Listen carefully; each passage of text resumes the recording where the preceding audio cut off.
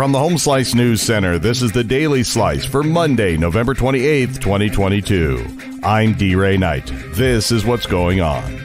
A 75-year-old Rapid City man has been sentenced in federal court for receiving child pornography. James McKinstry was sentenced to 5 years in federal prison, followed by 5 years of supervised release, as well as having to pay $8,000 in restitution and a $5,000 special assessment to the Victims of Trafficking Fund. McKinstry will also have to register as a sex offender. McKinstry was arrested early last year following an investigation stemming from 3 cyber tips from the National Center of Missing and Exploited Children. It's time to recycle old Christmas lights. Amy Rose has the details. The Rapid City Solid Waste Division has begun their annual Christmas light recycling program. This city is encouraging the public to recycle any non-working lights by bringing them to one of 17 locations throughout the area. The bins will be available until January 31st. The recycling program both works as an environmentally friendly way to dispose of old lights, as well as prevents them from damaging the city's recycling system. Brandon Tyan of Rapid City was sentenced in federal court last week for possession of a firearm by a prohibited person. Besides 18 months in prison, the 43-year-old Tyan will also serve 3 years of supervised release. He pleaded guilty to firearms charge in August.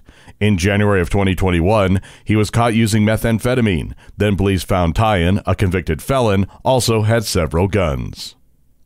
In national and international news, President Joe Biden is strengthening U.S. policy aimed at stemming sexual violence in war conflict zones. On Monday, Biden will sign a presidential memorandum that will elevate the problem to the level of a possible serious human rights abuse that triggers sanctions and other actions against foreign perpetrators. The memorandum directs the state and Treasury departments and other agencies to leverage sanctions to the fullest extent possible. The United Nations has warned that sexual violence in Ukraine, especially against women and girls, remains prevalent and underreported. The Prince and Princess of Wales are visiting the U.S. this week. Amy Rose has the story.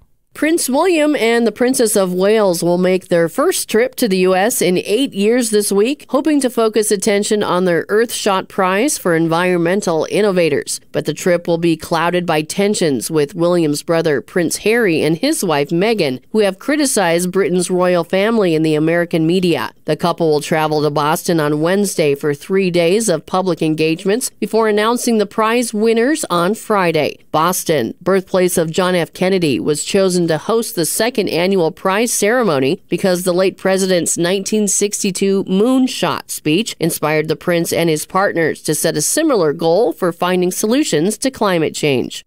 Now the latest on the war in Ukraine. NATO is returning to the scene of one of its most controversial decisions to repeat a vow that Ukraine will join the military alliance one day. On Tuesday, NATO foreign ministers will gather for 2 days at the Palace of the Parliament in the Romanian capital of Bucharest. There, in April of 2008, U.S. President George W. Bush persuaded his allies to open NATO's door to Ukraine and Georgia. The move deeply angered Russia. This time, NATO will make fresh pledges of non-lethal support to Ukraine to help its troops get through the winter. Individual allies will probably donate more military equipment to fend off Russian forces.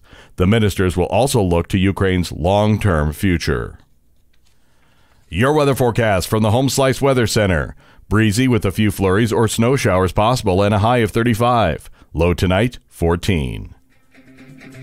And that was your Daily Slice for Monday, November 28th, 2022. The Daily Slice is a production of Home Slice Media Group, hosted by D-Ray Knight with Amy Rose. Executive producer Mark Houston. Engineered by Chris Jacquez. I'm D-Ray Knight. Have a great day.